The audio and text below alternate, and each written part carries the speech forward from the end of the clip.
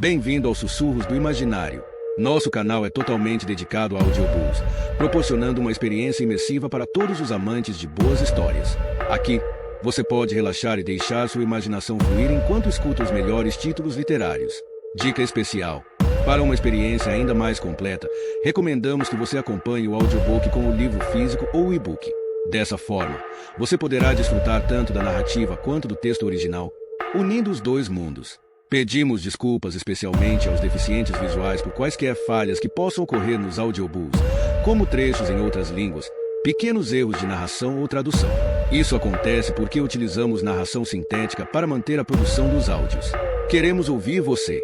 Sugira nos comentários livros que gostaria de ver aqui no canal. Não se esqueça de curtir, comentar e se inscrever para ficar por dentro de todas as novidades. Obrigado por estar conosco e bons sussurros.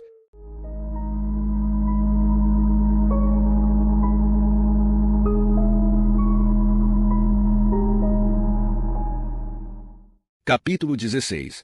Ainda posso mudar de ideia.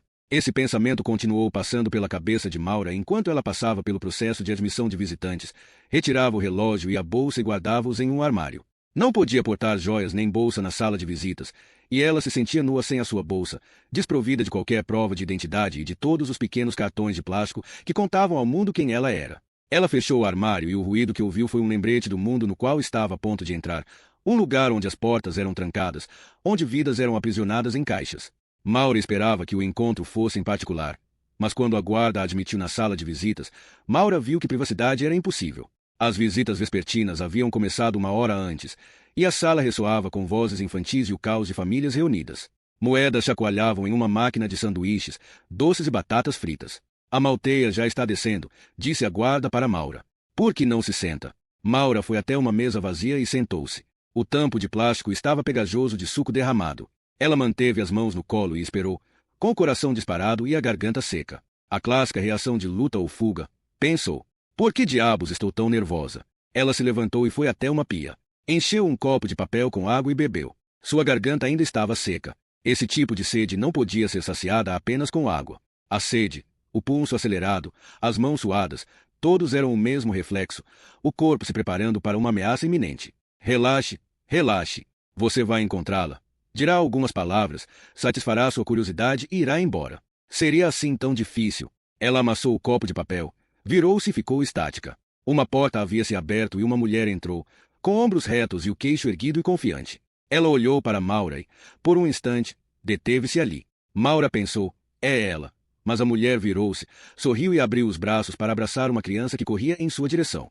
Maura ficou confusa, sem saber se sentava ou permanecia em pé. Então a porta se abriu novamente, e a guarda que falará com ela voltou a aparecer, conduzindo uma mulher pelo braço. Uma mulher que não andava e, sim, arrastava os pés, os ombros tombados para a frente, a cabeça curvada, como se obsessivamente procurasse no chão algo que perderá. A guarda a trouxe até a mesa onde estava Maura, puxou uma cadeira e sentou a prisioneira. Agora, veja, a malteia. Esta senhora veio vê-la. Por que não conversa com ela, hein? A cabeça de Amalteia permaneceu curvada, seu olhar fixado no tampo da mesa. Cachos despenteados de cabelos caíam-lhe sobre o rosto em uma cortina oleosa. Embora muito grisalho, era evidente que aquele cabelo já fora preto. Como o meu, pensou Maura. Como o de Ana. A guarda deu de ombros e olhou para Maura. Bem, vou deixá-las a sós, está bem? Quando acabar, acene que eu a levo de volta. Amalteia não ergueu a cabeça quando a guarda se afastou. Nem pareceu perceber a visitante que acabará de se sentar diante dela. Sua postura permaneceu estática, a face oculta por trás da cortina de cabelo sujo. A camisa da prisão estava folgada, como se ela estivesse encolhendo dentro das roupas. A mão, apoiada sobre a mesa, balançava para frente e para trás, em um tremor incessante. Olá, Amalteia, disse Maura. Você sabe quem eu sou? Sem resposta. Meu nome é Maura Isles. Maura engoliu em seco. Procuro você há muito tempo. A vida inteira. A cabeça da mulher se voltou para o lado. Não em reação ao que Maura lhe dissera. Apenas um tique involuntário. Um impulso extraviado percorrendo nervos e músculos. Amalteia, eu sou sua filha. Maura olhou, esperando uma reação. Até mesmo ansiosa por uma. Naquele momento, tudo mais na sala pareceu ter sumido. Não ouvia mais a cacofonia das crianças ou das moedas caindo nas máquinas, ou o arranhar das cadeiras no chão de linóleo. Tudo o que via era aquela mulher cansada e alquebrada. Pode olhar para mim. Por favor, olhe para mim. Finalmente a cabeça se ergueu, movendo-se em pequenos espasmos, como uma boneca mecânica cujas engrenagens estivessem enferrujadas. O cabelo maltratado se abriu, e os olhos se concentraram em Maura. Olhos insondáveis. Maura nada viu ali, nenhuma consciência, nenhuma alma. Os lábios de Amalteia se moveram, mas não produziram qualquer som. Apenas outro espasmo muscular, sem intenção, sem sentido. Um menino pequeno passou por ali, deixando no ar um cheiro de fralda suja. Na mesa ao lado, uma mulher de cabelos louros escuros com uniforme de prisioneira estava sentada segurando a cabeça entre as mãos e soluçando silenciosamente enquanto seu visitante do sexo masculino observava, sem expressão. Naquele momento ocorria uma dezena de dramas familiares como o de Maura. Ela era apenas um dos figurantes que não conseguia enxergar além do âmbito de sua crise particular. Minha irmã, Ana, veio vê-la, disse Maura. Ela era igual a mim. Você se lembra dela? A mandíbula de Amalteia se movia agora, como se estivesse mastigando. Uma refeição imaginária que apenas ela podia provar. Não, claro que ela não se lembrava, pensou Maura, olhando com frustração para a expressão vazia de Amalteia. Ela não me vê, não sabe quem eu sou nem por que estou aqui. Estou gritando dentro de uma caverna vazia. E apenas minha voz ecoa de volta. Determinada a extrair uma reação, qualquer reação, Maura disse, com crueldade quase deliberada. Ana está morta. Sua outra filha está morta. Você sabia disso? Nenhuma resposta. Por que diabos estou tentando? Não há ninguém aí. Não há luz nesses olhos. Bem, disse Maura. Voltarei outra hora. Talvez então você fale comigo. Com um suspiro, Maura se levantou e olhou ao redor em busca da guarda. Ela a viu do outro lado da sala. Maura havia acabado de erguer a mão para acenar quando ouviu a voz. Um murmúrio tão baixo que ela bem poderia tê-lo imaginado. Vá embora. Surpresa. Maura olhou para Amalteia, que estava sentada na mesma posição, lábios retorcidos, olhar ainda perdido. Lentamente, Maura se sentou. O que disse? O olhar de Amalteia buscou o dela. E apenas por um instante, Maura viu consciência dentro deles. Um brilho de inteligência. Vá embora antes que ele a veja. Um calafrio percorreu a espinha de Maura e fez os pelos de sua nuca se arrepiarem. Na mesa ao lado, a loura ainda chorava. Seu visitante levantou-se e disse, desculpe, mas você vai ter de aceitar. As coisas são assim. Ele se foi, de volta para a vida exterior, onde as mulheres usam blusas bonitas e não uniformes azuis. Onde as portas fechadas podem ser abertas. Quem? Perguntou Maura. Amalteia não respondeu. Quem vai me ver? Amalteia. Pressionou Maura. O que quer dizer? Mas o olhar de Amalteia voltou a se esvaziar. Aquele breve lampejo de consciência se foi, e Maura outra vez olhava para o nada. Então, acabou a visita? Perguntou a guarda alegremente. Ela é sempre assim? Perguntou Maura, observando os lábios de Amalteia formando palavras mudas. Geralmente. Ela tem dias bons e dias ruins. Ela mal falou comigo. Falará, se a conhecer melhor. A maior parte das vezes ela se cala, mas às vezes fala. Escreve cartas, até mesmo usa o telefone. Para quem ela liga? Não sei. Sua psiquiatra? Eu acho. A doutora. O'Donnell. A loura. Esteve aqui algumas vezes. Então Amalteia se sente muito à vontade com ela. Não é mesmo, querida? Ela pegou o braço da prisioneira. Vamos, levante-se. Vou levá-la de volta. Obediente, Amalteia levantou-se e permitiu que a guarda a guiasse para longe da mesa. Ela se moveu apenas alguns passos e então parou. Amalteia, vamos. Mas a prisioneira não se moveu. Ficou parada como se seus músculos tivessem se solidificado de repente. Querida, não posso esperar o dia inteiro. Vamos. Amalteia virou-se devagar. Seus olhos ainda estavam vazios. As palavras que disse a seguir foram emitidas em uma voz que não era exatamente humana e, sim, mecânica. Uma entidade estrangeira canalizada por meio de uma máquina. Ela olhou para Maura. Agora você vai morrer também, disse ela. Então virou-se e se arrastou de volta à sua cela. Ela tem discinesia tardia, disse Maura. Por isso a superintendente Gurley tentou me desencorajar a visitá-la. Não queria que eu visse o estado de Amalteia. Ela não queria que eu descobrisse o que fizeram com ela. O que fizeram com ela exatamente? Perguntou Rizzoli. Estava outra vez ao volante, guiando-as entre carretas que faziam a pista tremer e o pequeno Subaru chacoalhar com a turbulência. Está me dizendo que a transformaram em algum tipo de zumbi? Você viu o registro psiquiátrico? Seus primeiros médicos a trataram com fenotiazinas e um tipo de droga antipsicótica. Em mulheres mais velhas, essas drogas podem ter efeitos colaterais devastadores. Um deles é chamado de discinesia tardia, movimentos involuntários da boca e da face. O paciente não consegue parar de mascar ou inflar as bochechas ou pôr a língua para fora. Ela não tem controle sobre isso. Imagine como deve ser. Todo mundo olhando enquanto você faz caretas. Você é visto como um anormal. Como parar os movimentos? Não é possível. Deveriam ter parado de ministrar a droga assim que ela apresentou os primeiros sintomas. Mas esperaram muito. Então a doutora O'Donnell pegou o caso. Foi ela quem finalmente interrompeu as drogas. Reconheceu o que estava acontecendo. Maura suspirou com raiva. A discinesia tardia provavelmente é permanente. Ela olhou pela janela, para o trânsito que aumentava. Dessa vez não se sentiu ansiosa vendo toneladas de metal passando a seu lado. Em vez disso, pensava em Amalthea Lang, em seus lábios movendo-se de maneira incessante, como se murmurando segredos. Está me dizendo que ela não precisava dessas drogas. Não, estou dizendo que deveriam ter parado antes. Então ela é louca, ou não é? Esse foi o diagnóstico inicial. Esquizofrenia. E qual é o seu? Maura pensou no olhar vago de Amalthea, em suas palavras obscuras.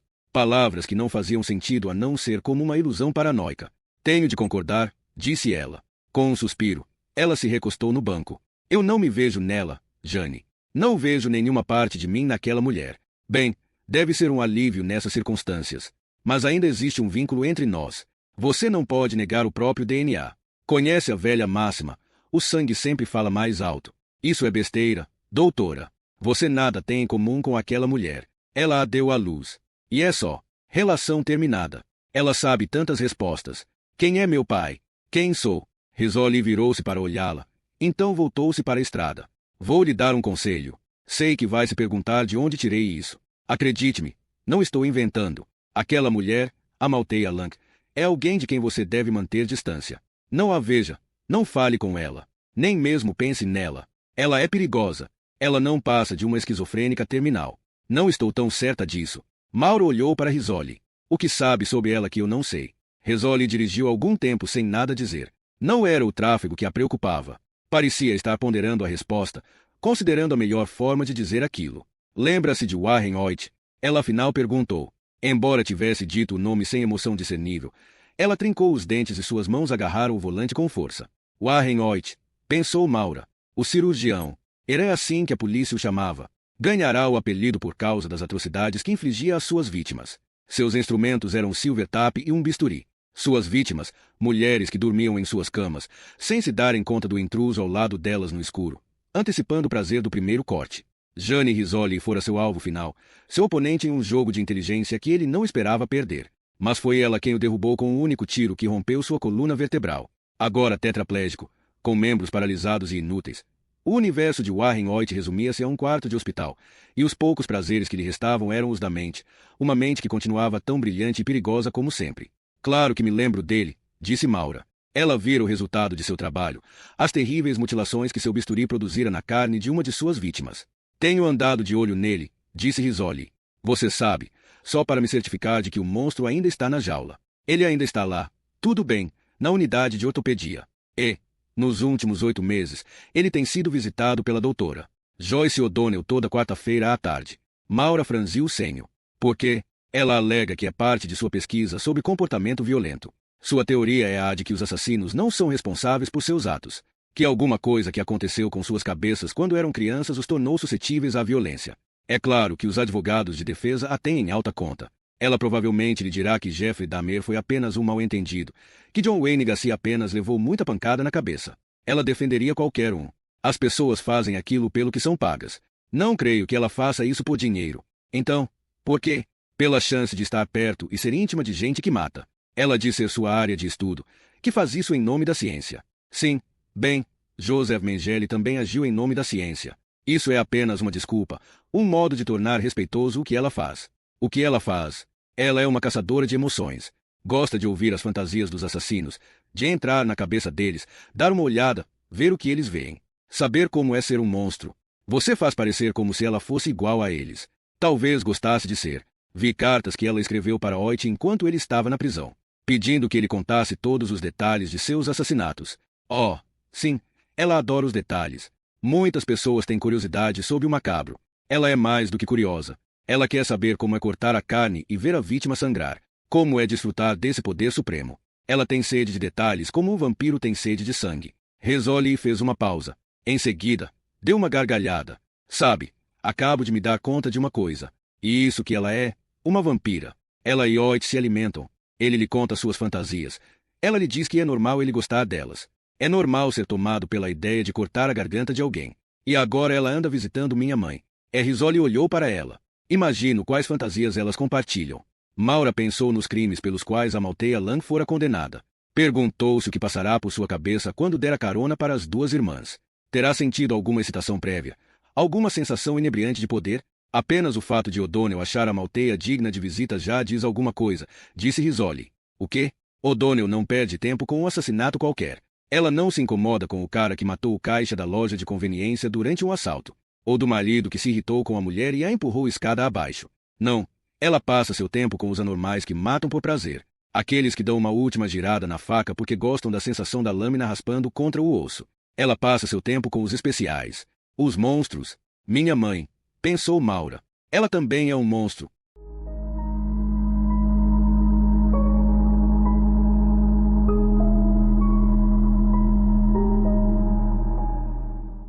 Capítulo 17. A casa da doutora Joyce O'Donnell, em Cambridge, era uma grande mansão colonial branca em uma vizinhança de belas residências na rua Bratty. Uma cerca de ferro protegia o jardim de gramado perfeito e canteiros onde as rosas floresciam obedientes. Era um jardim disciplinado, nenhuma desordem permitida. E, enquanto subia o caminho de granito até a porta da frente, Maura já conseguia ter uma ideia de como era a moradora. Bem cuidada e bem vestida. Uma mente tão organizada quanto seu jardim. A pessoa que atendeu à porta era exatamente como Maura imaginara. A doutora O'Donnell tinha o cabelo louro bem claro e a pele pálida e imaculada. Vestia uma camisa Oxford para dentro de uma calça branca bem passada, cortada para enfatizar sua cintura fina. Olhou para Maura sem grande entusiasmo. Em vez disso, o que Maura viu nos olhos da outra foi um brilho de curiosidade. O olhar de um cientista analisando algum novo espécime. Doutora O'Donnell, sou Maura Isles. O'Donnell respondeu com um firme aperto de mão. Entre. Maura entrou em uma casa tão friamente elegante quanto a dona. O único toque de calor era dado pelos tapetes orientais cobrindo o chão escuro de tábua corrida. O'Donnell seguiu na frente através do saguão, até uma sala de estar formal, onde Maura se acomodou em um sofá de seda branca. O'Donnell sentou-se na poltrona diante dela. Na mesinha de jacarandá entre as duas havia uma pilha de arquivos e um gravador digital. Embora não estivesse ligado, a ameaça daquele gravador era outro detalhe que aumentava o incômodo de Maura. Obrigada por me receber, disse Maura. Estava curiosa. Imaginava como seria a filha de Amalteia. Eu a conheço, doutora Isles, mas apenas pelo que leio nos jornais. Ela se recostou na poltrona, parecendo estar perfeitamente confortável. Vantagem territorial. Ela tinha favores a conceder. Maura era apenas uma suplicante. Não sei nada a seu respeito pessoalmente, mas gostaria de saber. Por quê? Eu me dou bem com Amalteia. Não consigo evitar me perguntar. Tal mãe, tal filha. O'Donnell ergueu uma sobrancelha elegante. Foi você quem disse. Esse é o motivo de sua curiosidade a meu respeito. Não é? E qual é o motivo de sua curiosidade? Porque está aqui. O olhar de Maura pairou sobre uma pintura acima da lareira. Uma tela a óleo extremamente moderna, em preto e vermelho. Quero saber quem realmente é essa mulher. Você sabe quem ela é. Você só não quer acreditar. Sua irmã também não quis. Maura franziu o senho. Você conheceu Ana? Não. Na verdade, nunca a vi. Mas recebi uma chamada há uns 4 meses, de uma mulher que se identificou como filha de Amalteia. Eu estava de partida para um julgamento de 2 semanas em Oklahoma, então não pude me encontrar com ela. Apenas conversamos ao telefone. Ela foi visitar a mãe no ICM Framingham, por isso sabia que eu era psiquiatra de Amalteia. Queria saber mais sobre ela, a infância de Amalteia, sua família. E você sabe de tudo isso? Sei um pouco por meio de seus registros escolares e um pouco por meio do que ela me contou quando estava lúcida. Sei que nasceu em Lowell. Quando tinha cerca de 9 anos, sua mãe morreu, e ela foi morar com o tio e um primo, no Maine. Maura ergueu a cabeça. Maine? Sim. Ela se formou no ensino médio em uma cidade chamada Fox Harbor. Agora entendo por que Ana escolheu aquela cidade. Eu estava seguindo as pegadas de Ana. Ela seguia as de nossa mãe. Depois do ginásio, os registros acabam, disse O'Donnell. Não sabemos para onde foi, ou como se sustentava. E provável que tenha sido nessa época que a esquizofrenia se estabeleceu. Em geral, se manifesta no início da idade adulta. Ela provavelmente vagou durante anos e ficou do jeito que está hoje, acabada e tendo alucinações. O'Donnell olhou para Maura, e um quadro muito triste. Sua irmã teve muita dificuldade em aceitar que aquela era mesmo sua mãe. Olhei para ela e nada vi de familiar, nada de mim ali. Mas eu vejo a semelhança. E a mesma cor de cabelo, o mesmo queixo. Não nos parecemos em nada. Você realmente não vê? O'Donnell inclinou-se, olhos fixos em Maura. Diga-me, doutora Isles, por que escolheu patologia? Perplexa com a pergunta, Maura apenas olhou para ela. Você podia ter escolhido qualquer outra especialidade na medicina. Obstetrícia, pediatria. Podia estar trabalhando com pacientes vivos, mas você escolheu patologia. Especificamente, patologia forense. Qual é a razão de sua pergunta? A razão é que você de algum modo se sente atraída pela morte. Isso é absurdo. Então, por que escolheu essa especialidade? Porque gosto de respostas definitivas. Não gosto de jogos de adivinhação. Gosto de ver o diagnóstico sob a lente de meu microscópio. Você não gosta da incerteza. Quem gosta? Então podia ter escolhido matemática ou engenharia. Tantas outras carreiras envolvem precisão. Respostas definitivas. Mas aí está você no laboratório de perícia médica, convivendo com cadáveres. O'Donnell fez uma pausa e então perguntou: Você gosta disso? Maura encarou-a de cabeça erguida. Não. Você escolheu uma ocupação da qual não gosta. Escolhi o desafio. A satisfação está aí. Mesmo se a tarefa em si não seja agradável. Mas você não vê aonde quero chegar. Você me disse que nada vê de semelhante entre você e a Malteia Lang. Você olha para ela e provavelmente vê alguém horrível. Ou, ao menos, uma mulher que cometeu atos horríveis. Há gente que olha para você, doutora Isles, e provavelmente pensa o mesmo. Você não pode nos comparar. Sabe pelo que sua mãe foi condenada? Sim, me disseram. Mas leu os relatórios da necropsia? Ainda não. Eu li. Durante o julgamento, a equipe de defesa me pediu para verificar a situação mental de sua mãe. Vi fotografias, revi as provas. Sabia que as vítimas eram duas irmãs? Estavam paradas no acostamento da estrada. Sim, a mais jovem estava grávida de 9 meses. Sei de tudo isso. Então sabe que sua mãe pegou essas duas mulheres na estrada, levou-as até um abrigo na floresta a uns 50 quilômetros dali e esmagou seus crânios com uma chave de roda. Então ela fez algo surpreendentemente, estranhamente, lógico. Foi até um posto de gasolina e encheu uma lata com gasolina. Voltou ao abrigo e o incendiou, com os dois corpos dentro. O'Donnell inclinou a cabeça. Não acha interessante? Acho doentio. Sim, mas em certo nível talvez ache algo mais. Talvez esteja sentindo mais. E que nem mesmo quer reconhecer. Que está intrigada por esses atos, não apenas como um enigma intelectual. Há algo a esse respeito que a fascina, chega a excitá-la. Do modo que obviamente também a excita. O'Donnell não se ofendeu com a resposta. Em vez disso ela sorriu, assimilando com facilidade a observação de Maura. Meu interesse é profissional. É meu trabalho estudar os atos dos assassinos. Só estou imaginando as razões de seu interesse por Amalteia Lang. Há 2 dias, não sabia quem era minha mãe. Agora, estou procurando a verdade. Estou tentando compreender. Quem é você? Perguntou O'Donnell. Maura a encarou. Eu sei quem sou. Tem certeza? O'Donnell inclinou-se para mais perto. Quando está no laboratório de necropsia, examinando os ferimentos de uma vítima, descrevendo os golpes de faca de um assassino, não sente nem um pouquinho de excitação. O que a faz pensar que sim? Você é filha de Amalteia. Sou um acidente biológico. Ela não me educou. O'Donnell acomodou-se na cadeira e a estudou com olhos de fria apreciação.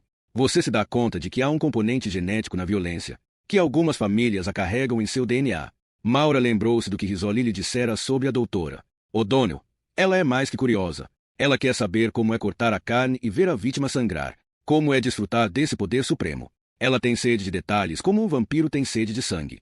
Maura podia ver tal sede nos olhos de O'Donnell. Aquela mulher gostava de confraternizar com monstros, pensou Maura. E acha que encontrou um. Vim falar de Amalteia, disse Maura. E não é sobre isso que estamos discutindo. De acordo com o ICM Flamingo, você já a visitou uma dúzia de vezes. Por que com tanta frequência? Certamente não para o benefício dela. Como pesquisadora, estou interessada em Amalteia. Quero compreender o que leva as pessoas a matar. Porque tem prazer com isso. Está dizendo que ela fez isso por prazer. Bem, você sabe por que ela matou. Ela obviamente é psicótica. A vasta maioria dos psicóticos não mata. Mas você concorda que ela é psicótica? O'Donnell hesitou. Parece ser. Não me parece segura. Mesmo depois de todas as visitas que fez. Há mais coisas em sua mãe afora a psicose. E há mais em seu crime do que aquilo que podemos ver. O que quer dizer? Você diz que já sabe o que ela fez.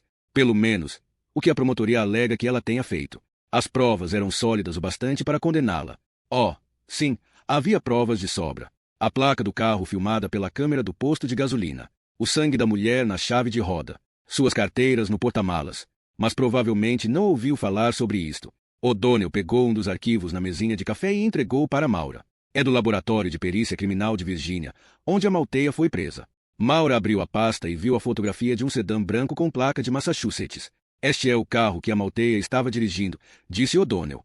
Maura virou a página. Era um resumo das provas de impressões digitais. Foram achadas algumas impressões digitais dentro do carro, disse O'Donnell. Ambas as vítimas, Nick e Teresa Wells, deixaram impressões nos cintos de segurança do banco traseiro, indicando que embarcaram na parte de trás do carro e ataram os cintos. Obviamente, havia impressões de amalteia no volante e na alavanca de marcha. O'Donnell fez uma pausa. Então, um quarto conjunto de impressões digitais.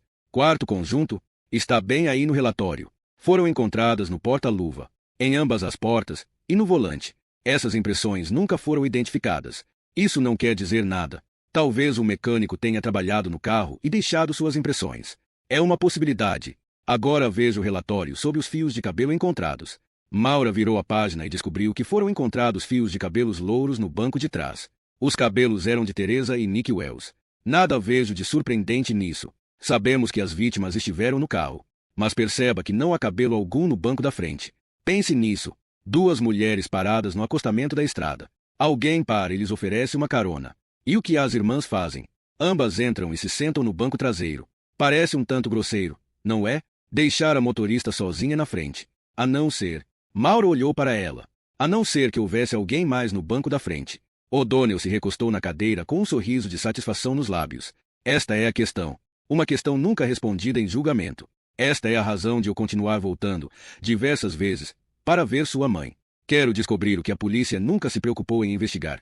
Quem estava sentado no banco da frente com a Malteia? Ela não lhe disse. O nome dele não. Mauro olhou para ela. Dele? Estou apenas adivinhando o sexo. Mas acredito que havia alguém com a Malteia no carro no momento em que ela viu as duas mulheres na estrada. Alguém a ajudou a controlar as vítimas. Alguém forte o bastante para ajudá-la a empilhar os corpos no abrigo e atear fogo. O'Donnell fez uma pausa. É nele que estou interessada, doutora. Isles. É ele quem desejo encontrar. Todas aquelas visitas à Malteia não diziam respeito a ela. A insanidade não me interessa. O mal sim. Maura olhou-a, pensando. Sim, interessa. Você gosta de se misturar com ele, cheirá-lo. A Malteia não é o que a atrai. Ela é apenas uma intermediária, aquela que pode apresentá-la ao seu verdadeiro objeto de desejo. Um parceiro, disse Maura.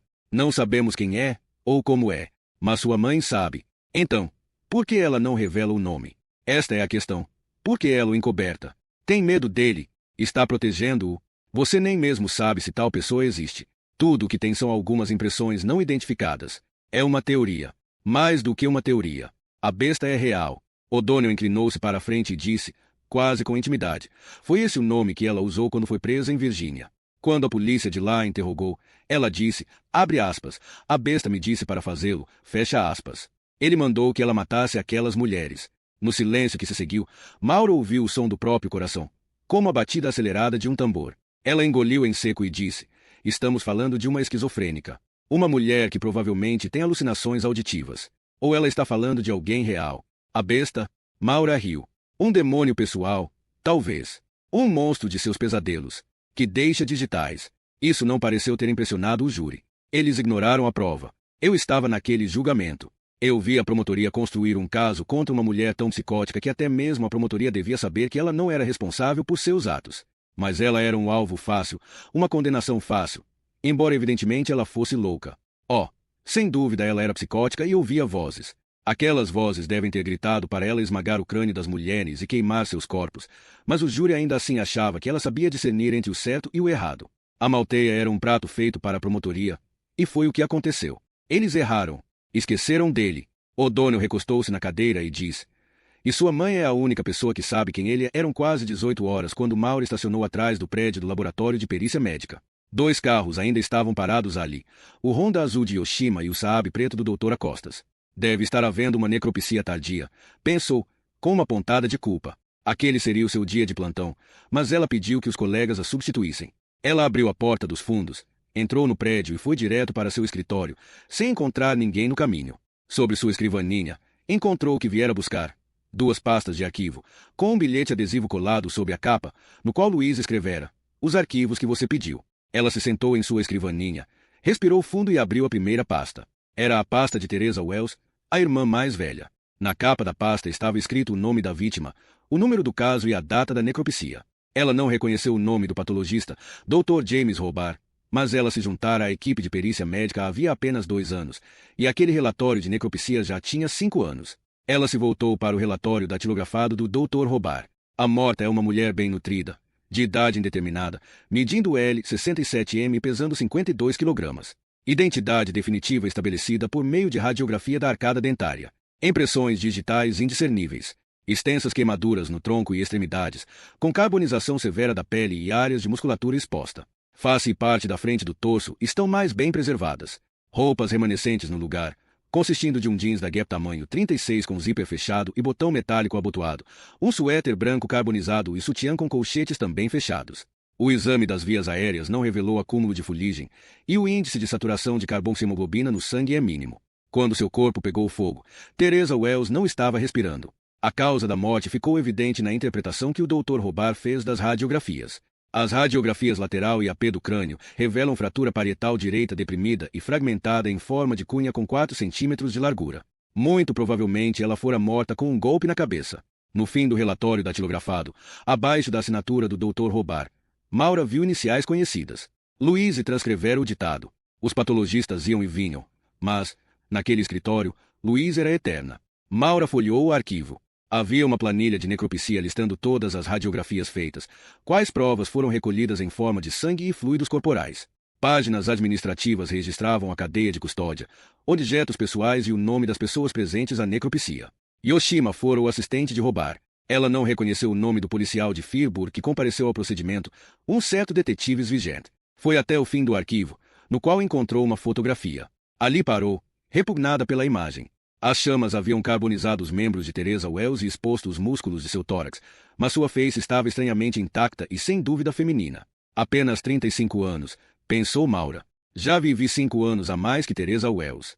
Se ela fosse viva, teria minha idade atualmente. Caso seu pneu não tivesse furado naquele dia de novembro. Ela fechou o arquivo de Teresa e pegou o arquivo seguinte. Outra vez fez uma pausa antes de abrir a pasta, relutante em ver os horrores que continha. Pensou na vítima de incêndio que ela necropsiara havia um ano e nos odores que impregnaram seu cabelo e suas roupas mesmo depois de ter saído da sala.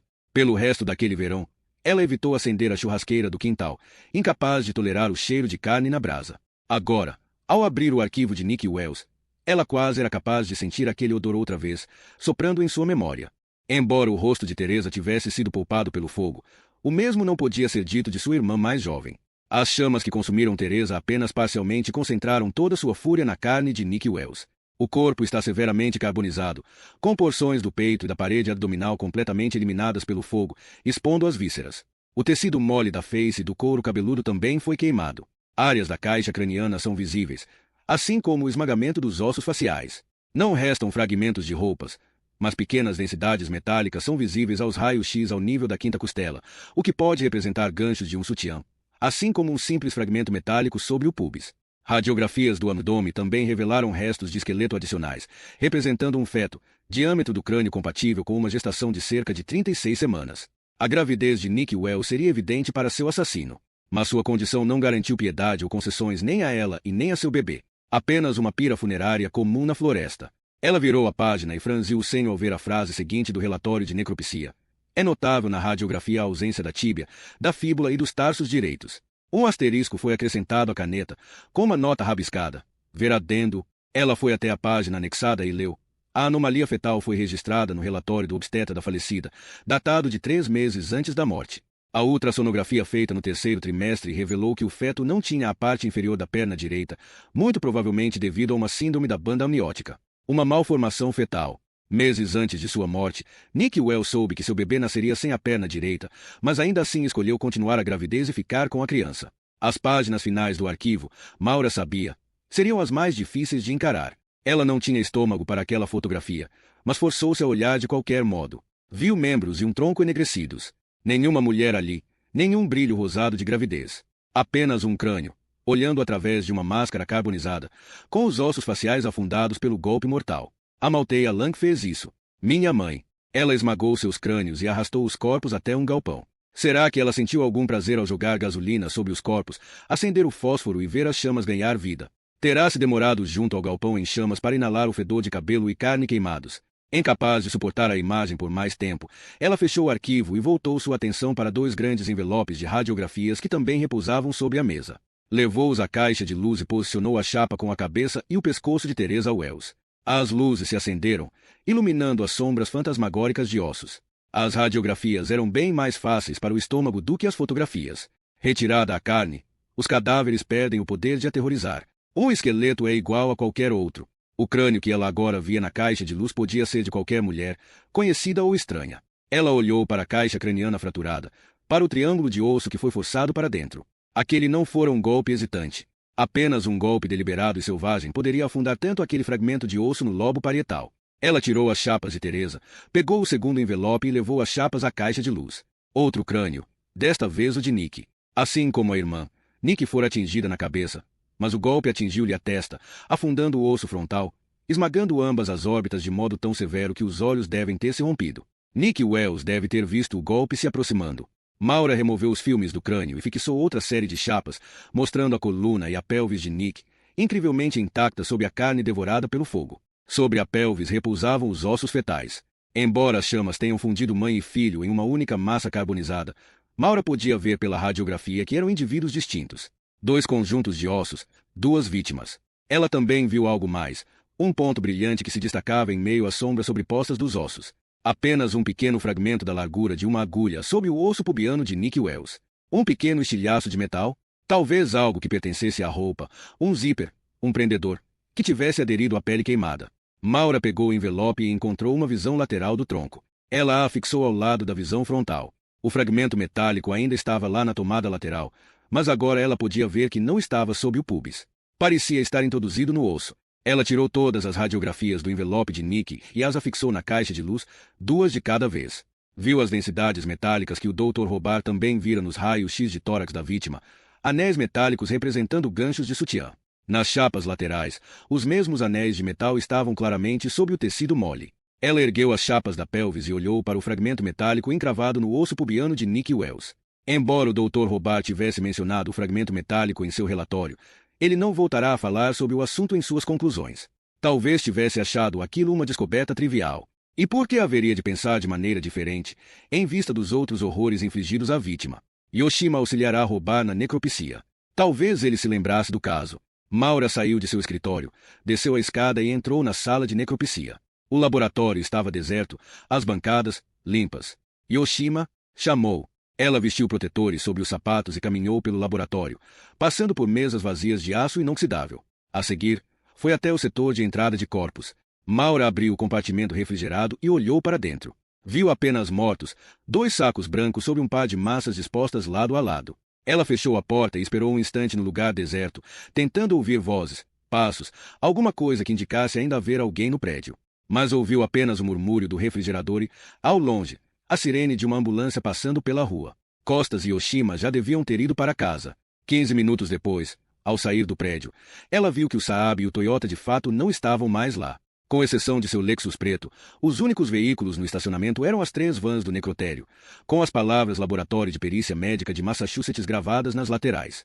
Era noite fechada, e seu carro destacava-se sob a luz de um poste. As imagens de Teresa e Nick Wells ainda a assombravam. Ao caminhar até o Lexus, estava alerta para cada sombra à sua volta, cada ruído, cada menção de movimento. A alguns passos de seu carro, ela parou e olhou para a porta do lado do passageiro. Os pelos de sua nuca se arrepiaram. Os arquivos que trazia em suas mãos escorregaram e os papéis se espalharam pelo chão. 3 arranhões paralelos marcavam a pintura brilhante de seu carro. Marcas de garra. Afaste-se. Entre no prédio. Ela se virou e correu até o edifício. Parou diante da porta fechada, procurando as chaves. Onde estava a chave certa? Finalmente ela a encontrou, enfiou-a na fechadura, entrou e fechou a porta, sobre a qual jogou o peso do corpo, como se para reforçar a barreira. Dentro do edifício vazio, estava tão silencioso que Maura era capaz de ouvir a própria respiração acelerada pelo pânico. Ela correu até o escritório e trancou-se lá dentro. Somente então, cercada por tudo o que lhe era familiar, sentiu o pulso desacelerar e as mãos pararem de tremer. Então, foi até a escrivaninha, pegou o telefone e ligou para Jane Rizzoli.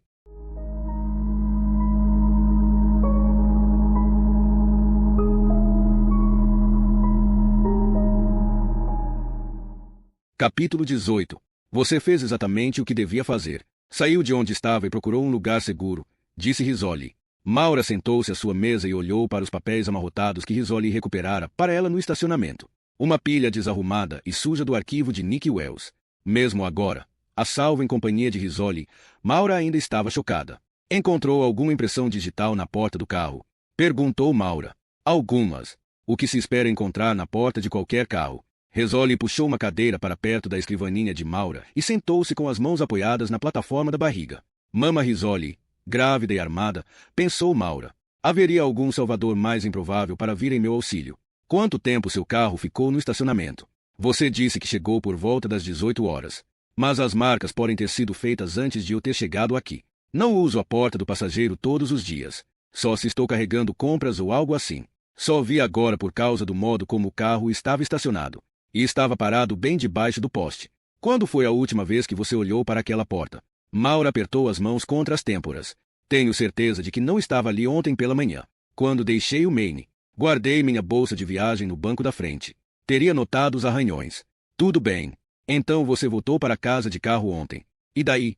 O carro ficou na minha garagem a noite inteira. Então, esta manhã, fui vê-la na Schroeder Plaza. Onde estacionou? Na garagem perto do quartel-general da polícia. Aquele na Avenida Columbus. Então ficou naquela garagem toda a tarde, enquanto estávamos visitando a prisão. Sim, aquela garagem é completamente vigiada, você sabe. É mesmo? Não percebi. E então, para onde você foi? Depois que voltamos de Framingham, Maura hesitou. Doutora, fui visitar Joyce O'Donnell. Ela olhou para Risoli. Não olhe assim para mim. Tinha de vê-la. Você iria me contar? Claro. Só precisava saber mais sobre a minha mãe. Risoli recostou-se na cadeira, os lábios em uma linha reta. Ela não está contente comigo, pensou Maura. Ela me disse para ficar longe de O'Donnell e eu ignorei seu conselho. Quanto tempo ficou na casa dela? Perguntou Risoli. Cerca de 1 hora. Jane, ela me contou algo que eu não sabia. A Malteia foi criada em Fox Harbor. Foi por isso que Anna foi para o Maine. E depois que você saiu da casa de O'Donnell, o que aconteceu? Maura suspirou. Vim direto para cá. Não notou ninguém seguindo você? Porque me incomodaria em olhar.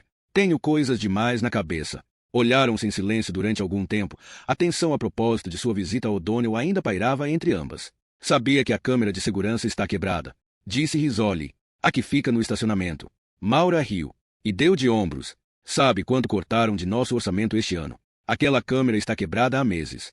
Quase dá para ver os fios pendurados. O que quero dizer é que aquela câmera teria afastado a maioria dos vândalos. Infelizmente não afastou. Quem mais sabe que a câmera está quebrada? Todos que trabalham aqui, certo? Maura sentiu uma pontada de apreensão. Não gosto do que está insinuando. Muita gente percebeu que estava quebrada. Policiais.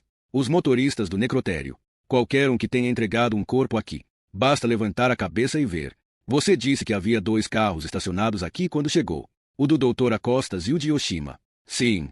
E quando você saiu do prédio, perto das 20 horas, esses carros tinham ido embora. Foram embora antes de mim. Você encontrou algum deles? Maura deu uma risada de descrédito. Está brincando, certo? Porque essas perguntas são ridículas. Não estou gostando de ter de fazê-las. Então por que as faz? Você conhece o Dr. Acostas, Jane? E conhece Yoshima. Não pode tratá-los como suspeitos. Ambos passaram por aquele estacionamento e passaram perto de seu carro. O Dr. Acostas foi embora primeiro, por volta das 18h45. Yoshima foi embora um pouco depois, talvez por volta das 19h05. Você falou com eles? Ambos disseram não terem notado arranhões em seu carro. Era de se esperar que vissem. Com certeza Yoshima veria, porque estava estacionado bem a seu lado. Trabalhamos juntos há quase 2 anos. Eu o conheço. Você também. Achamos que sim. Não, Jane, pensou ela. Não me faça ter medo de meus próprios colegas. Ele trabalha aqui há quase 18 anos, disse Risoli. Abby e Louise também. Sabia que Yoshima mora sozinho. Eu também moro. Ele tem 48 anos, nunca se casou e mora sozinho. Vem trabalhar todo dia e você está sempre próxima. Ambos trabalham com cadáveres. Lidam com coisas bem assustadoras. Isso deve criar um vínculo entre ambos.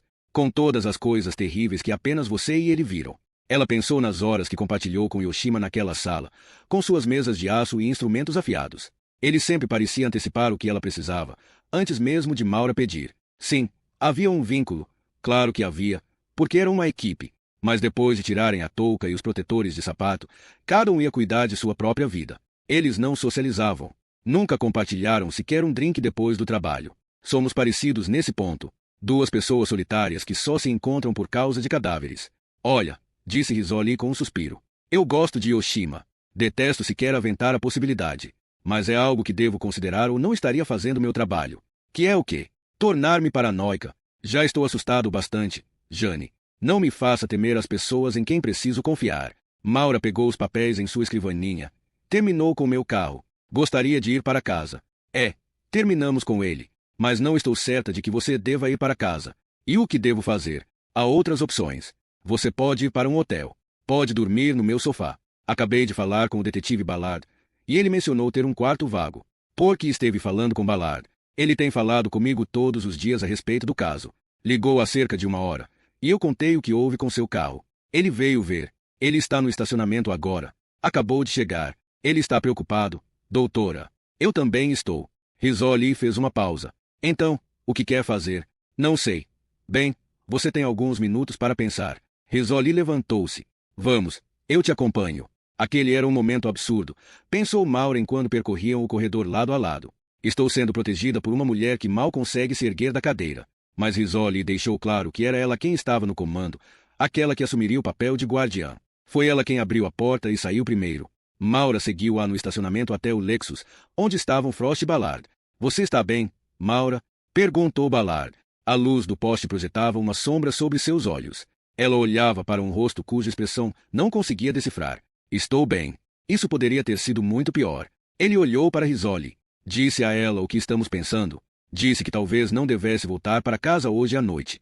Maura olhou para o carro. Os 3 arranhões se destacavam, ainda mais feios do que ela se lembrava, como feridas deixadas pela pata de um predador.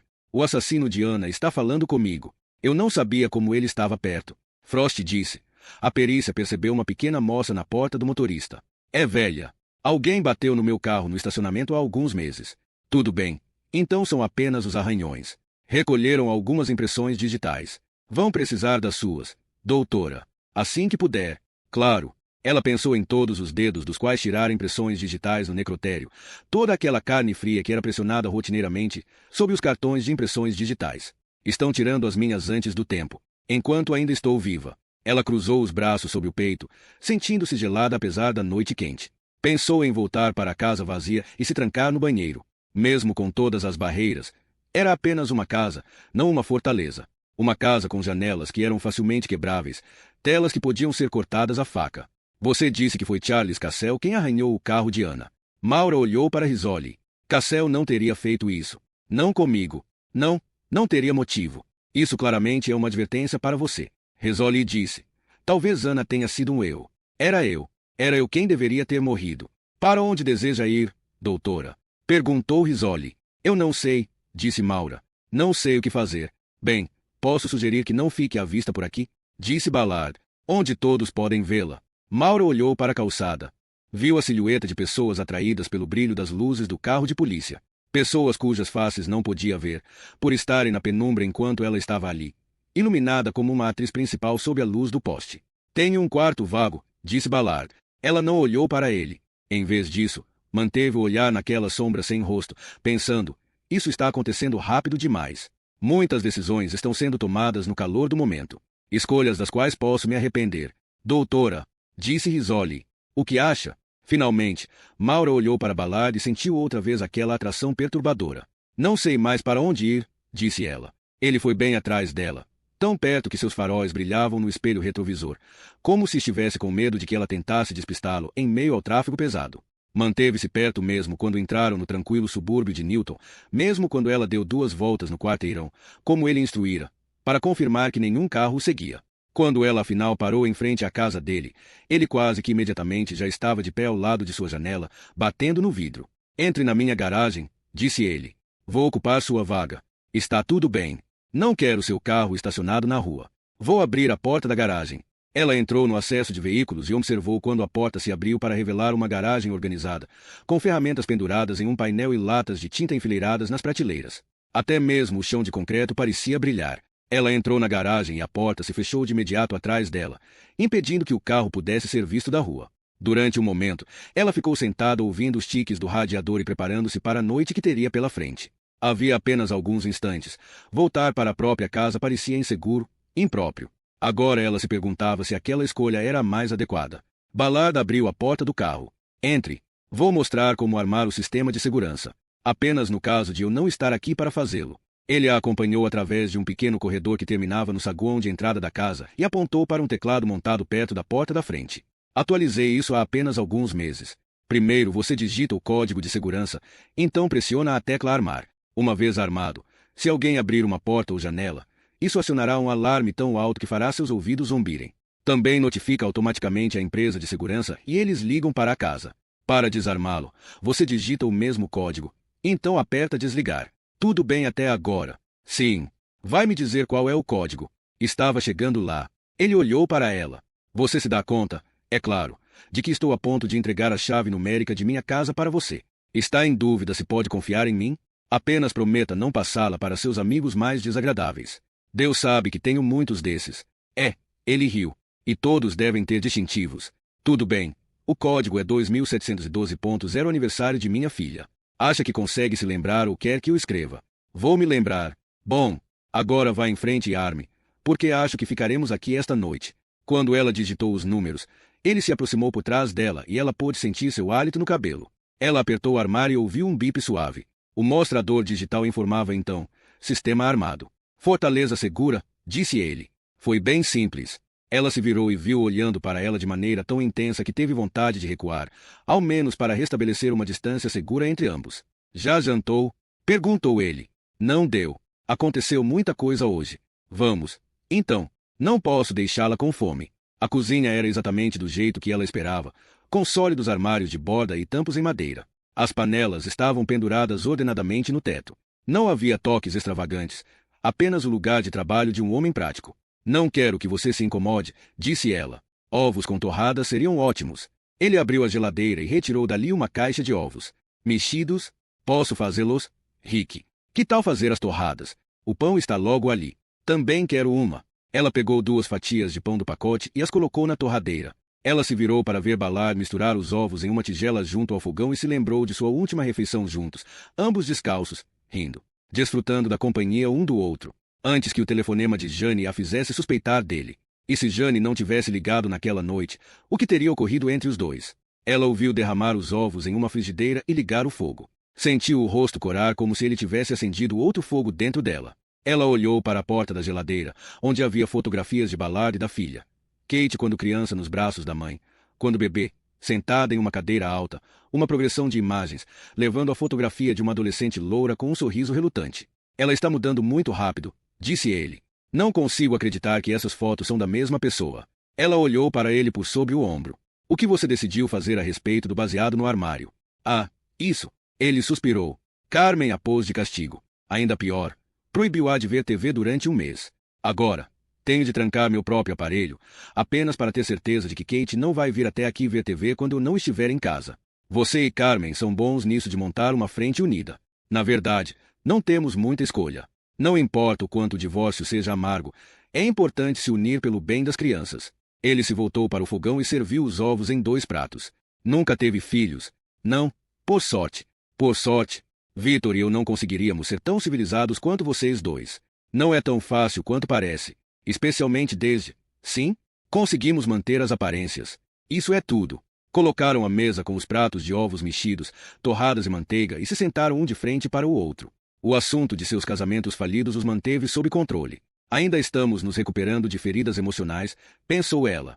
Não importa quanta atração estejamos sentindo um pelo outro, esta é a hora errada de se envolver. Mais tarde, porém, quando ele a levou para o andar de cima, ela sabia que as mesmas possibilidades passavam pelas cabeças dos dois. Este é seu quarto, disse ele, abrindo a porta do quarto de Kate. Ela entrou e deu de cara com o olhar sedutor de Britney Spears em um pôster gigante na parede. Bonecas e CDs de Britney estavam alinhados nas prateleiras. Vou ter pesadelos neste quarto, pensou Maura. Tem um banheiro só para você, atrás daquela porta, disse ele. Deve haver 1 ou 2 escovas de dente reservas no armário. E você pode usar o hobby de Kate. Ela não se importa. Ela está com Carmen esta semana. Nem vai saber que você esteve aqui. Obrigada, Rick. Ele fez uma pausa, como se esperando que ela dissesse algo mais. Esperando por palavras que mudariam tudo. Maura, disse ele. Sim, vou cuidar de você. Só queria que soubesse disso. O que aconteceu com Ana, não deixarei acontecer com você. Antes de se virar para ir embora, ele disse, boa noite, e fechou a porta atrás de si. Vou cuidar de você. Não é o que todos desejamos, pensou Maura. Alguém que nos dê segurança. Ela havia se esquecido de como era ser protegida. Mesmo quando fora casada com Victor, ela nunca se sentirá protegida por ele. Ele era egocêntrico demais para cuidar de alguém além de si mesmo. Deitada na cama, ouviu o relógio contando os segundos na mesa de cabeceira e os passos de Ballard no quarto ao lado. Aos poucos, a casa ficou em silêncio. Ela viu as horas avançarem no relógio. 00:00, 1, e ainda não conseguia dormir. No dia seguinte ela estaria exausta. Será que ele também está acordado? Ela mal conhecia aquele homem, assim como mal conhecia Victor quando se casaram. 3 anos de sua vida jogados fora por causa de mera química. Fagulhas. Ela não confiava em seu julgamento no que dizia respeito aos homens. O homem com quem você mais quer se deitar pode ser a pior escolha de todas. 2 da madrugada. O brilho de um farol de automóvel iluminou a janela. Um motor ressonava na rua. Ela ficou tensa, pensando, não é nada, provavelmente um vizinho voltando tarde para casa. Então ela ouviu o ruído de passos na varanda da frente. Prendeu a respiração. Subitamente, ouviu-se um ruído altíssimo. Ela se sentou na cama. O alarme de segurança. Alguém está na casa. Ballard bateu à porta. Maura, Maura, ele gritou. Estou bem. Tranque a porta. Não saia. Rick, apenas fique no quarto. Ela pulou da cama. Trancou a porta e se agachou com as mãos protegendo os ouvidos, incapaz de ouvir qualquer outra coisa por causa do ruído do alarme. Ela pensou em Ballard, descendo a escada. Imaginou uma casa repleta de sombras. Alguém esperando lá embaixo. Onde você está, Rick? Ela não conseguia ouvir outra coisa além do alarme. Ali no escuro ela estava cega e surda para qualquer coisa que estivesse caminhando em direção à sua porta. O ruído cessou de repente. No silêncio que se seguiu, ela pôde finalmente ouvir a própria respiração ofegante e o coração batendo. E vozes. Meu Deus! Gritou Rick. Eu podia ter atirado em você. O que diabos estava pensando? Então a voz de uma menina. Magoada, furiosa. Você trancou a porta com a corrente. Não conseguia entrar para desligar o alarme. Não grite comigo. Maura abriu a porta e saiu no corredor. As vozes estavam mais altas agora, ambas furiosas. Olhando sobre a balaustrada, viu Rick lá embaixo, sem camisa, vestindo blue jeans, o revólver que levará para baixo preso na cintura. A filha olhava feio para ele. São 2 da madrugada, Kate. Como veio até aqui? Um amigo me trouxe. No meio da noite, vim buscar minha mochila. Está bem? Esqueci que precisaria dela amanhã e não queria acordar a mamãe. Diga-me quem é esse amigo. Quem a trouxe até aqui? Bem, ele já foi embora. O alarme deve tê-lo assustado. É um garoto. Quem é? Não vou metê-lo nesta roubada. Quem é o garoto? Não, papai. Simplesmente não. Você fique aqui e fale comigo. Kate, não suba. Ouviram-se passos na escada que subitamente cessaram. Kate ficou imóvel, olhando para Maura. Desça já aqui, gritou Rick. Tá bom, pai, murmurou Kate, o olhar ainda fixo em Maura. Agora sei por que trancou a porta com a corrente. Kate. Rick fez uma pausa, interrompido pelo telefone. Ele atendeu. Alô? Sim, é Rick Ballard. Tudo bem por aqui. Não precisa enviar ninguém. Minha filha voltou para casa e não desligou o sistema de alarme a tempo. A menina ainda olhava para Maura com hostilidade. Então você é a nova namorada dele. Por favor, você não precisa ficar aborrecida com isso, disse Maura calmamente. Não sou namorada dele. Só precisava de um lugar onde passar a noite. Oh, claro, porque não na casa de meu pai. Kate, é a verdade. Ninguém nessa família me conta a verdade. Lá embaixo, o telefone voltou a tocar. Novamente Rick atendeu. Carmen, acalme-se. Kate está aqui. Está bem. Um rapaz a trouxe até aqui para pegar a mochila. A menina lançou um último e venenoso olhar para Maura e desceu a escada. Era sua mãe, disse Rick. Você vai contar para ela sobre sua nova namorada. Como pôde fazer isso com ela? Papai, precisamos conversar sobre isso. Você precisa aceitar o fato de que sua mãe e eu não estamos mais juntos. As coisas mudaram.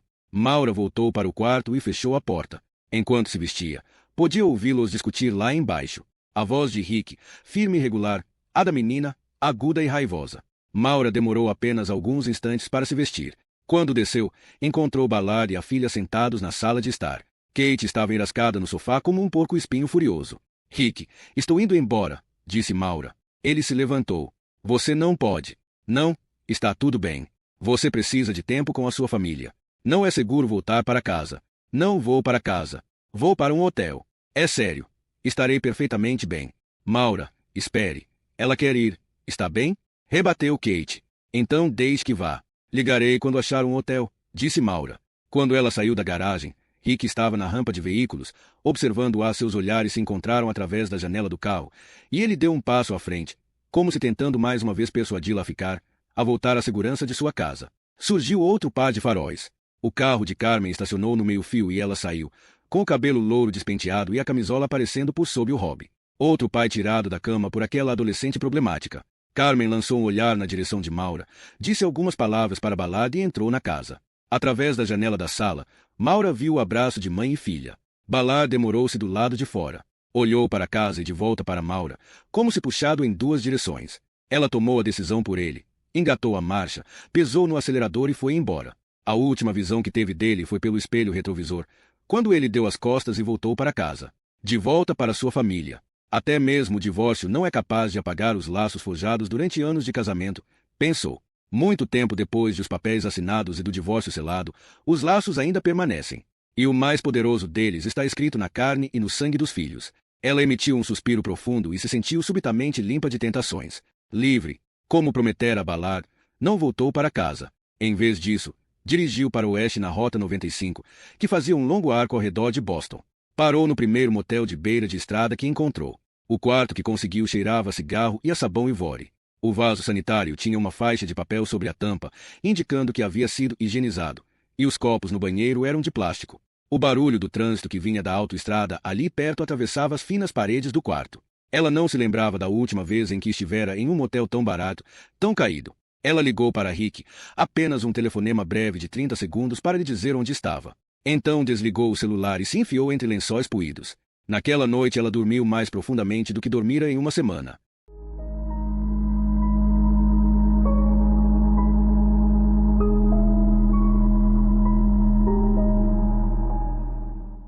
Capítulo 19.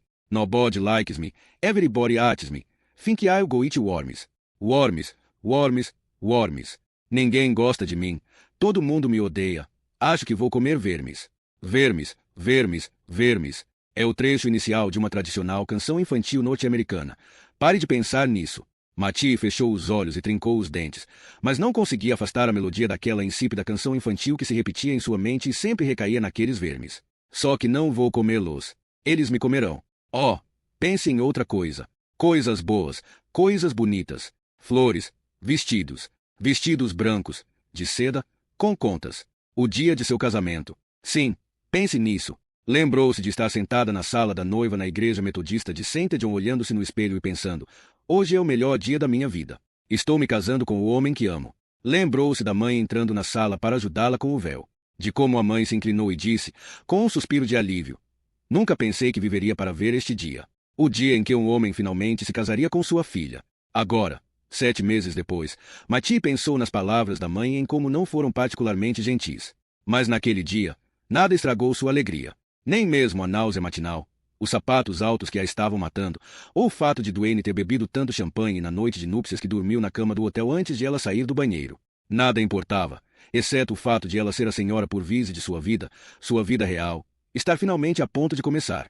E agora vai acabar aqui, nesta caixa, a não ser que Duane me salve. Ele vai me salvar. Não vai. Ele não me quer de volta. Oh, isso era pior do que pensar em vermes comendo seu corpo. Mude de assunto, Mattie. E se ele não me quiser de volta? E se ele estiver esperando que eu simplesmente vá embora para que possa ficar com aquela mulher? E se for ele quem? Não, não Duane. Se ele a queria morta, por que prendê-la em uma caixa? Por que mantê-la viva?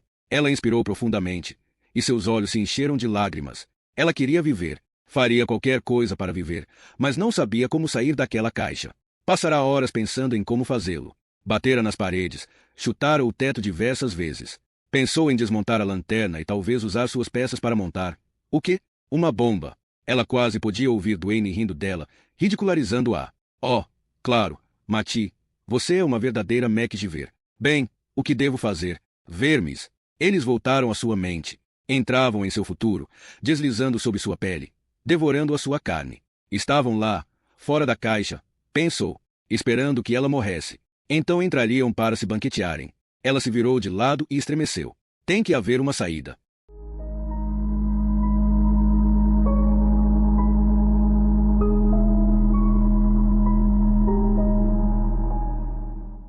Capítulo 20. Yoshima estava diante de um cadáver.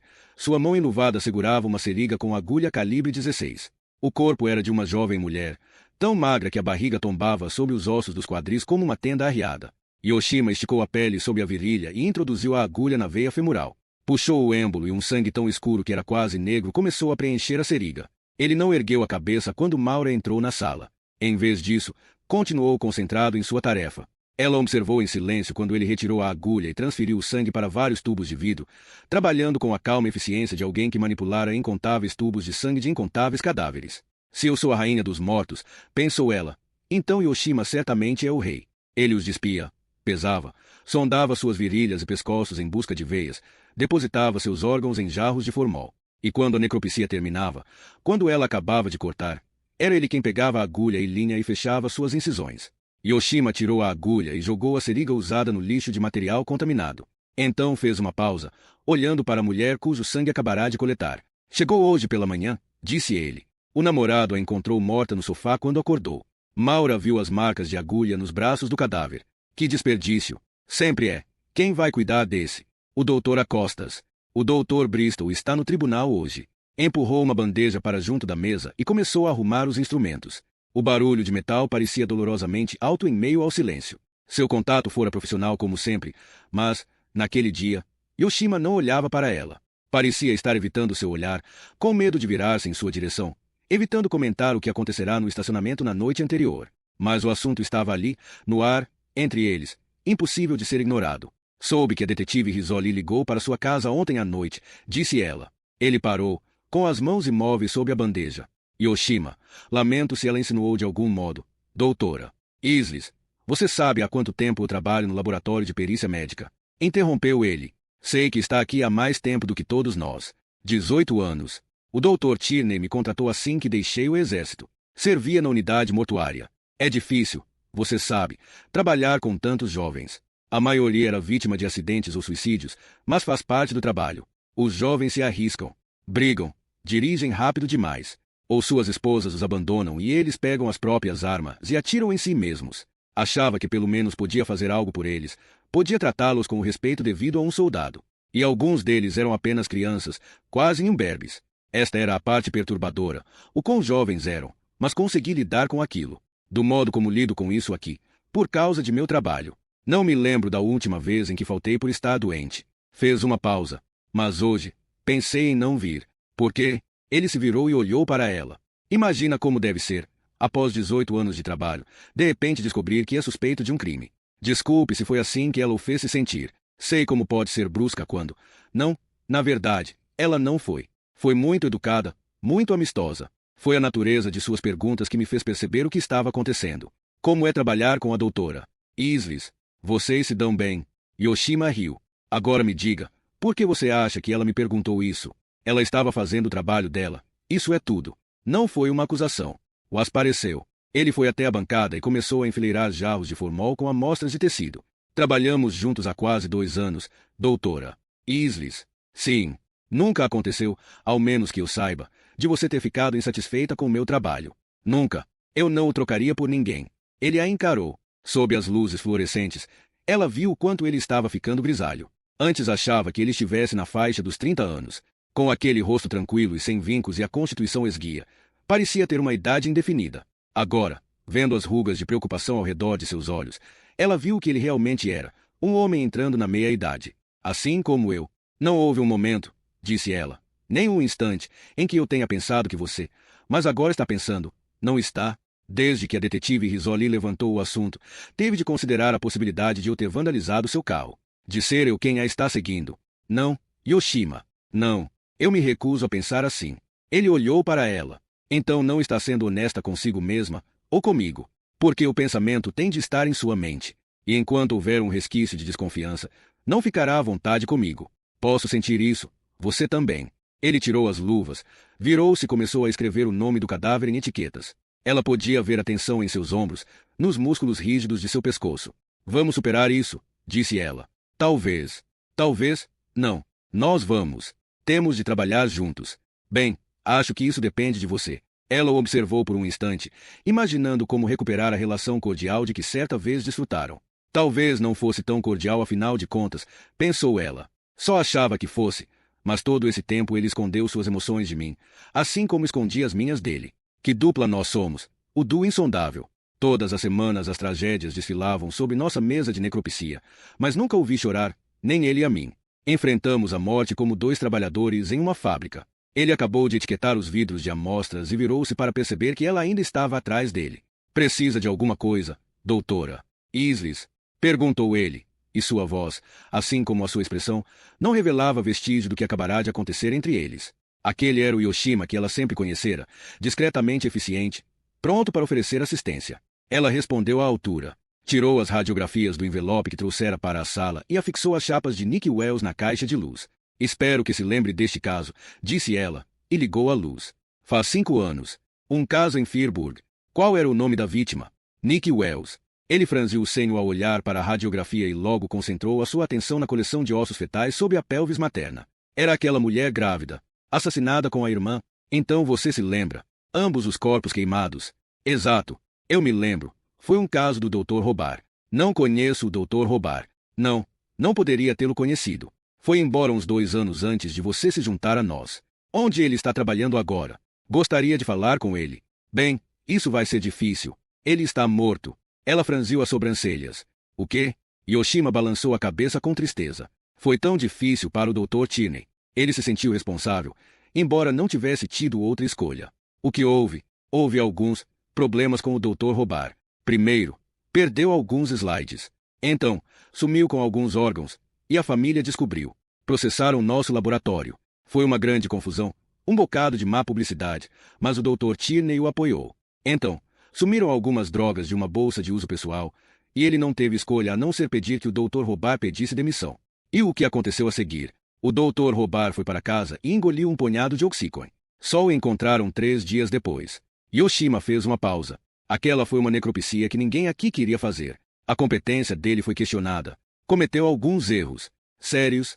Não estou certo do que quer saber. Estou me perguntando se ele deixou escapar isto. Ela apontou para o fragmento brilhante encravado no osso pubiano.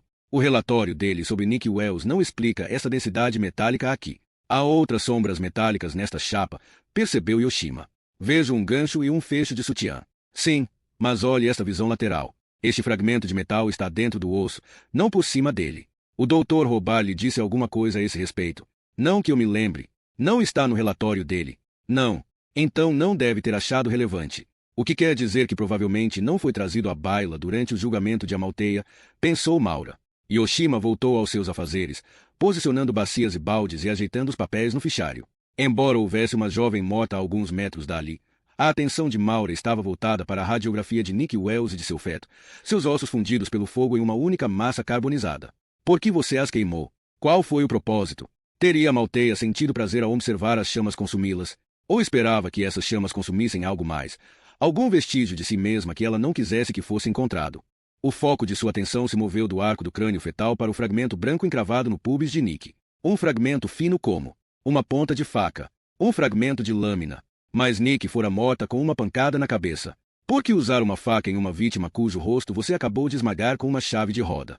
Ela olhou para o fragmento de metal, e seu significado subitamente lhe ocorreu, um significado que lhe provocou um calafrio ao longo da espinha. Foi até o telefone e apertou o botão do interfone. Louise? Sim, doutora. Isles? Por favor, ligue para o Dr. Dalget Sim, o médico perito em Augusta, Maine. Um momento. Então, um pouco depois, o Dr. Sim está na linha. Dalget, disse Maura. Não me esqueci do jantar que estou lhe devendo. Ele respondeu. Talvez eu lhe deva um jantar, se puder me responder uma pergunta. Qual? Aqueles esqueletos que escavamos em Fox Harbor. Já os identificou? Não. Pode demorar. Não há registro de desaparecidos em Valdo nem em Hancock que sejam consistentes com os restos mortais. Ou esses ossos são muito antigos, ou essas pessoas não são da área. Você já pediu uma busca no CNIC? Perguntou ela. O Centro Nacional de Informação Criminal, administrado pelo FBI, tinha um banco de dados de casos de gente desaparecida em todo o país. Sim, mas como não posso fechar a busca em uma determinada década, consegui várias páginas cheias de nomes. Tudo que foi registrado na região da Nova Inglaterra.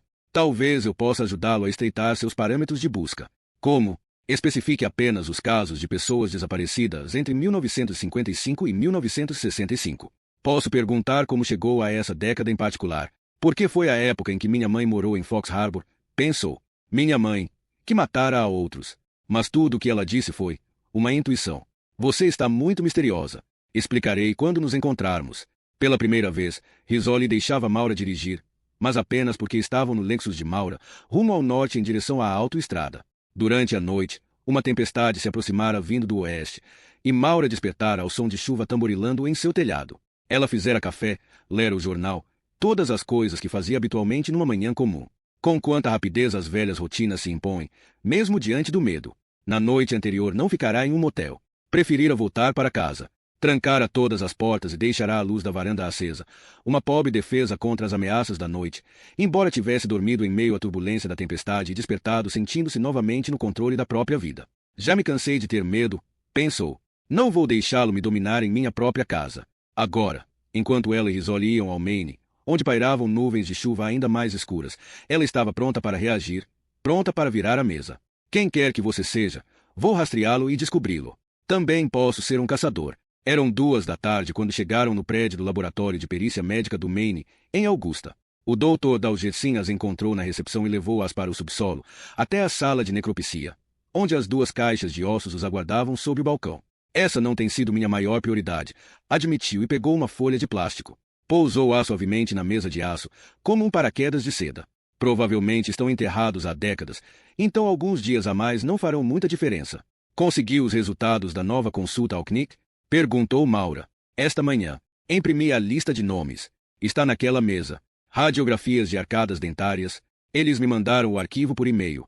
Não tive tempo de vê-lo. Achei melhor esperar vocês 2 chegarem. Ele abriu a primeira caixa de papelão e começou a remover os ossos, colocando-os gentilmente sob a folha de plástico. Tirou um crânio com o topo afundado, uma pelve suja de terra, ossos longos e uma espinha atarracada. Uma pilha de costelas, que ressoavam como uma cortina de bambu. Afora isso, pairava o silêncio no laboratório de Dalget, tão claro e brilhante quanto a sala de necropsia de Maura, em Boston. Bons patologistas são perfeccionistas por natureza, e ele agora revelava este aspecto de sua personalidade. Parecia dançar ao redor da mesa, movendo-se com graça quase feminina enquanto arranjava os ossos em suas posições anatômicas. Este é quem? Perguntou Risoli. Este é o homem, disse ele. O tamanho do fêmur indica que ele tinha entre L 77m e L 83m. Fratura óbvia no osso temporal. Há também essa antiga fratura de Colles bem calcificada. Ele olhou para Risoli, que parecia perplexa. Um pulso quebrado. Por que vocês médicos fazem isso? O quê? Dar nomes sofisticados às coisas. Por que não dizem apenas pulso quebrado? Dalget sorriu. Algumas perguntas não têm resposta simples, detetive Risoli. Risoli olhou para os ossos. O que mais sabemos sobre ele? Não há alterações causadas por osteoporose ou artrite na coluna. Era um jovem adulto, caucasiano. Algum trabalho dentário aqui, obturações com amálgama de prata nos dentes número 18 e 19. Risoli apontou para o osso temporal afundado. Essa foi a causa da morte. Isto certamente é classificável como um golpe fatal. Ele se voltou e olhou para a segunda caixa. Agora, a mulher foi encontrada a uns 20 metros do homem.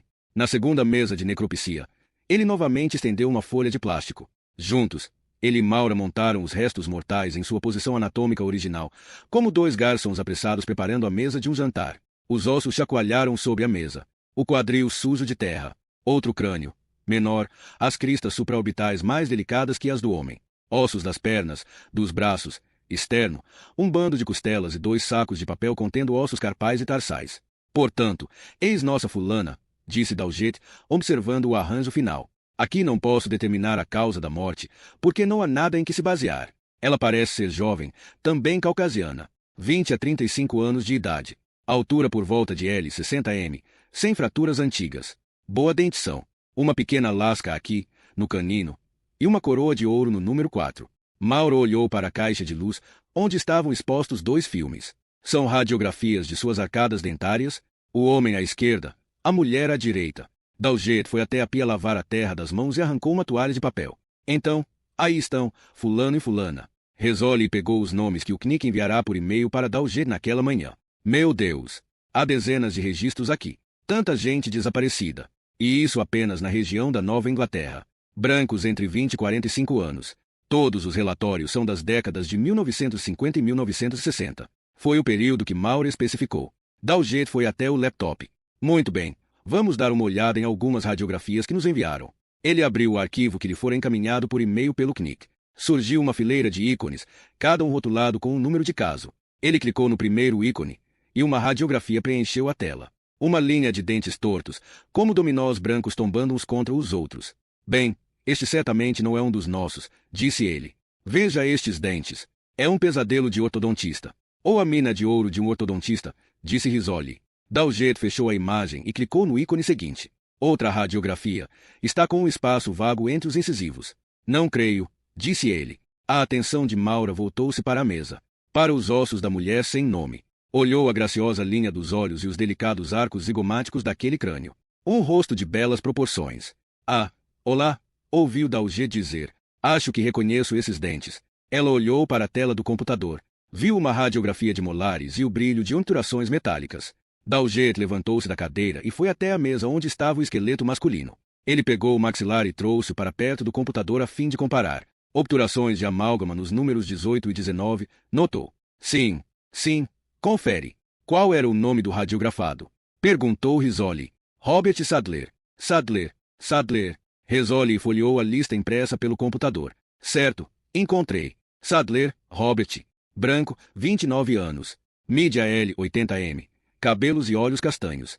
Ela olhou para Dalgett, que assentiu. É compatível com nossos restos mortais. Rizzoli continuou a ler. Era um construtor. Foi visto pela última vez em sua cidade, Kennebunkport, Maine. Dado como desaparecido em 3 de julho de 1960, com sua. Ela fez uma pausa. Olhou para a mesa onde estavam os ossos da mulher. Ou com sua esposa. Qual era o nome dela? Perguntou Maura. Karen Sadler. Tenho o número do caso para você. Dê para mim, disse Dalgett, voltando-se para o computador. Vamos ver a radiografia dela.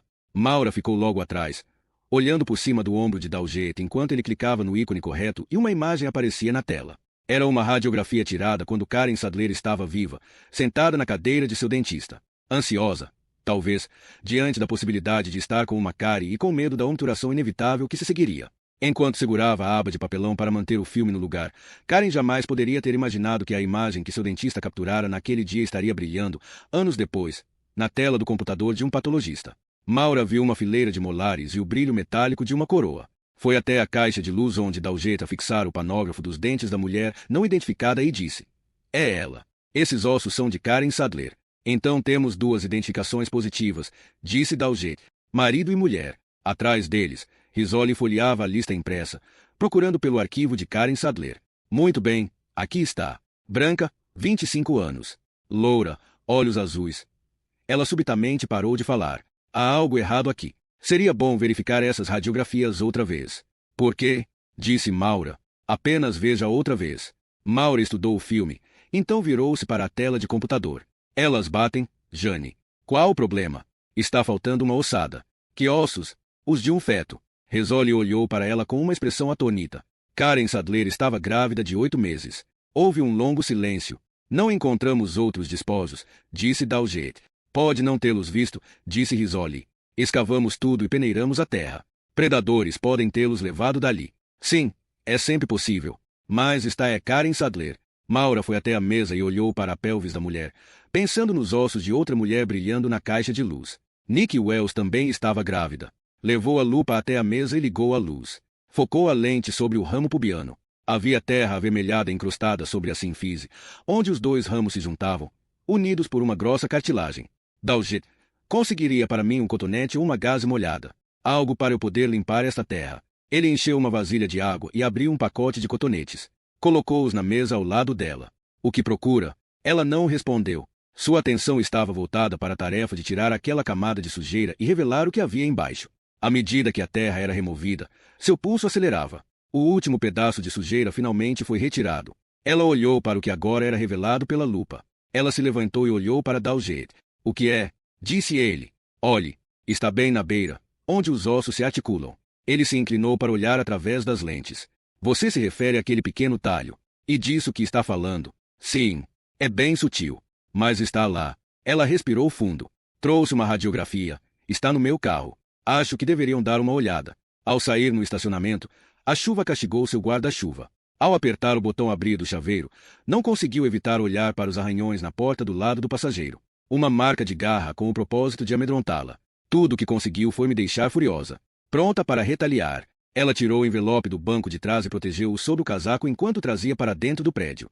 Dalgett parecia perplexo enquanto a observava fixar as radiografias de Nick Wells na caixa de luz.